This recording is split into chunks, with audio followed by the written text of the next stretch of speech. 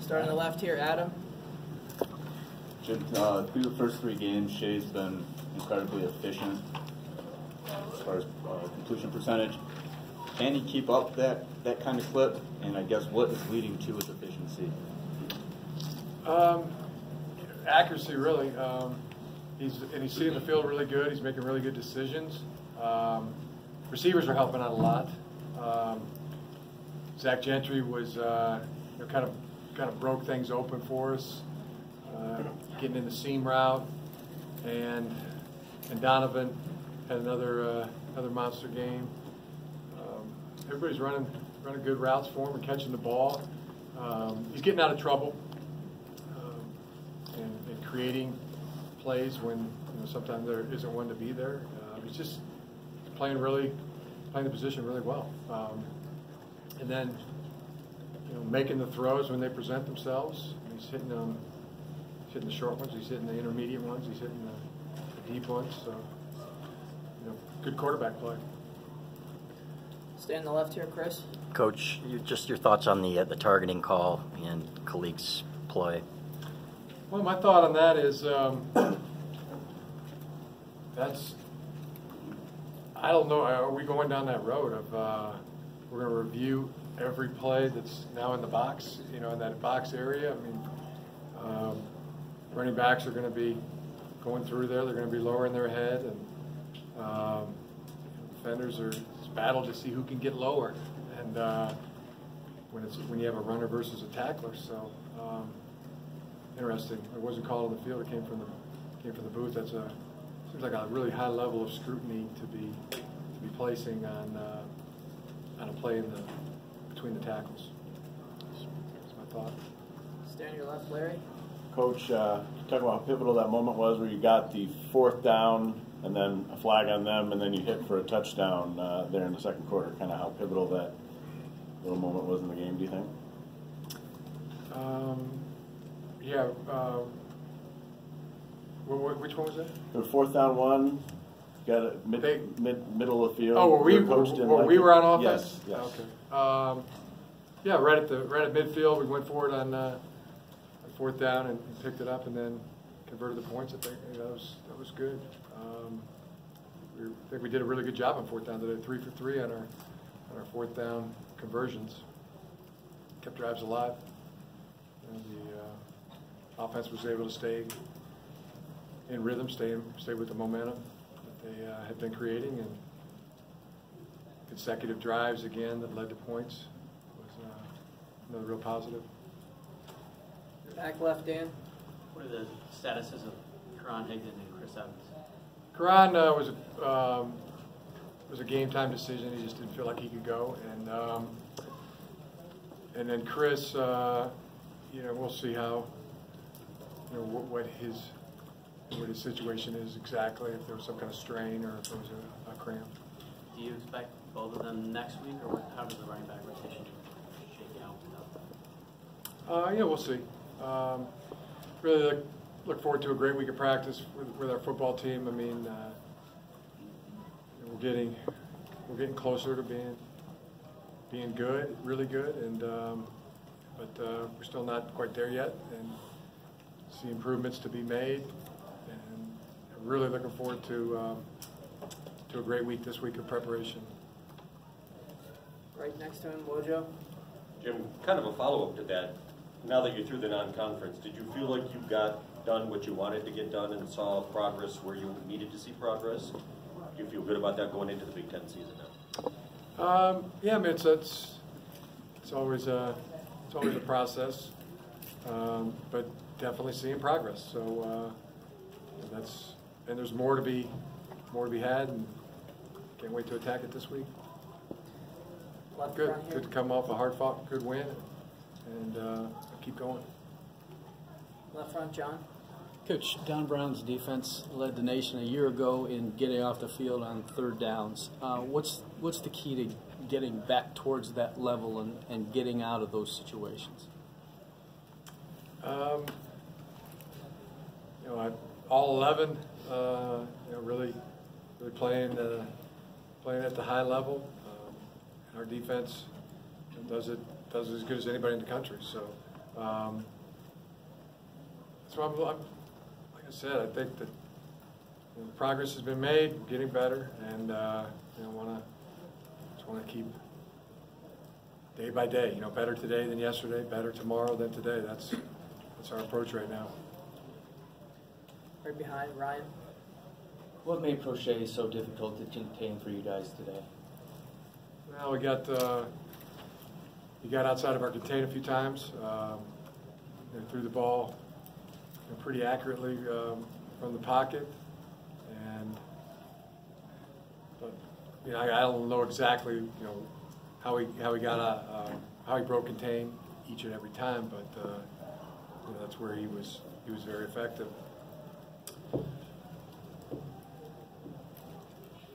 But good. It was a hard-fought game. They made plays. We made plays. Coach, all the way in your back right, Nick. Jim, we talked to you before and just asked the more veteran teams about their preparation rhythm or battle rhythm, whatever you call it. Is this team working at this point? Is that kind of where you want it to go, or is it still in the process of being, week by week, day by day practice? Hey, they're really doing well. They really practice well. They practice hard. I mean, really a focused group. I mean, I enjoy it. I enjoy going out every day to practice with this team and chomping at the bit to get back out there this week. A lot of positives. Thought the offensive line, I thought the pass protection was really good today, and coming along steadily. Several areas. The receivers are really doing a good job. They're getting separation. They're catching the ball. And there's things we can get better at, and attacking the ball when it's in the air. We had the one interception. Thought there's a great teaching point. Can't wait to make that one for all of our guys.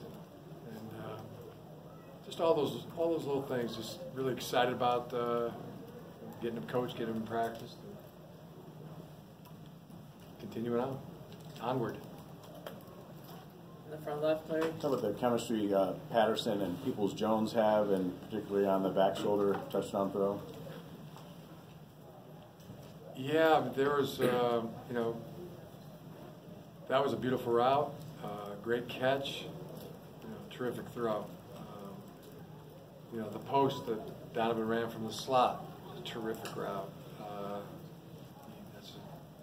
Much separation as you can get, and a really good lay by Shea, right on the money. Good protection again on that one. Just like he drew it up. It was actually a nice play fake. Had set that play up with two or three, at least two runs, maybe three, earlier in the game to set that play up. Well-designed play and well-executed. Got time for about 3 And then more. Gentry, too. I mean, what a great big target he is. And he broke the big play off at least 3 times, right, in this game that I can think of. And, so there's things to be excited about. Thought Drew Wilson took another step in the right direction, being a really good, solid contributing back. And happy to see Quinn Nordine hit the field goal. That was a big field goal at that point in the game. To make it a 3-score game. And 43-yarder? 45-yarder. That was big. Nice to see that operation come through with a big field goal. So a lot of things to build off, a lot of things to also improve. And I think our guys know it, and they're excited about seeing where this can take us. Left here, Casey. Jim, talk about Will Hart for a second. How do you think? Yeah, another highlight there. Continue to talk about stacking good game after good game. Again, I think he was over 50 yards, punt again, second week in a row. It's a real bright spot. Really happy for Will and the whole operation of our punt. On the right side here. Hey Jim, with the Big Ten teams coming up, what's your mentality going into those games? They're big games. They really almost count as two, you know. What you do and what they do, you know, it's one game almost counts as two. So I think our guys are excited about it. I know I am, and but not before we get a great week of preparation in and practice. Last question, Angelique. Jim, piggybacking on Chris's question about the targeting, when you see 12 penalties on the stat sheet, how do you evaluate that? I mean, some of the nitpicky calls, I mean, how do you evaluate it? I thought there was 13. Was it 13? 13, sorry. 13, sorry. And we had 2 on offense, 1 a holding penalty by True, and then we had a false start by Zach and maybe Juwan. But I mean, that definitely was legit. I didn't see the True penalty, but you just go back and look at them, you evaluate them, and look at the technique, look at what they're being taught, and take each one of them and see where address them through coaching, through discipline, and some.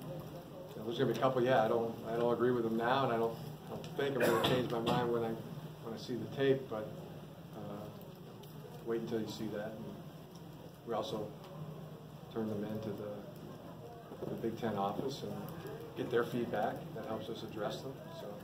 Which ones did you agree with? The one with Aiden Hutchinson at the end. That was. Seemed like a quarterback that's leaning back and throwing it out of bounds he's going to land on his back. You know, I don't think Aiden drove him, pulled him back, and then drove him down into the ground. He just one step away and tackled him. But saw that one pretty clear. But the point is, I mean, you address each of them. You know, I know some of them were penalties, and penalties are hurting us, and you know, that's something we have to clean up and get better at. So you address each of them. Technique that we're using, the discipline that we have, and get them corrected and get them coached and improve. All right. Don't want 13 penalties in a game. I don't think anybody does. It's rooting for Michigan. So coach them and get them addressed. All right. Thanks, All right, Coach. thanks.